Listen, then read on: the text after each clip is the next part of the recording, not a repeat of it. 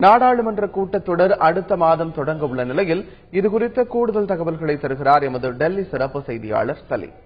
இந்தியாவில் ஒரு மசோதா சட்டமாகணும் அப்படின்னா அது லோக்சபாவில் நிறைவேற்றப்பட வேண்டும், ராஜ்யசபாவில் நிறைவேற்றப்பட வேண்டும், ஜனாதிபதி கையெழுத்திட வேண்டும்.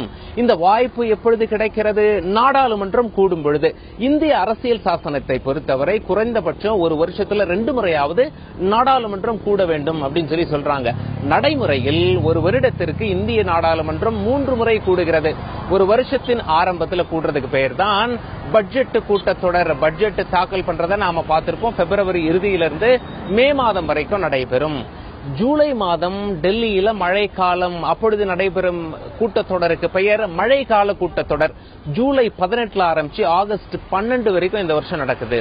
நவம்பர் டிசம்பர்ல நடக்கிறதுக்கு பேர் தான் குளிர்கால கூட்டத்தொடர். ஏன்னா டெல்லியில அப்பொழுது கடும் குளிர் அப்படின்னு நாம சொல்லலாம். லோக்சபாவை பொறுத்தவரை பாஜக பெரும்பான்மையில் இருந்தாலும் ராஜ்யசபாவை பொறுத்தவரை காங்கிரஸ் எம்பிக்களை காட்டிலும் பாஜக எம்பிக்கள் எண்ணிக்கையில் குறைவாக இருப்பதால் பாஜகவிற்கு மசோதாக்களை சட்டமாக்குவதில் சிக்கல் நீடிக்கிறது. ஜிஎஸ்டி உட்பட, அதாவது சரக்கு மற்றும் சேவை வரி மசோதா உட்பட பல முக்கிய மசோதாவை சட்டமாக்குவதற்கு பாஜக, அதிமுக போன்ற பலம் வாய்ந்த மாநில கட்சிகளையே நம்பியிருக்கிறது.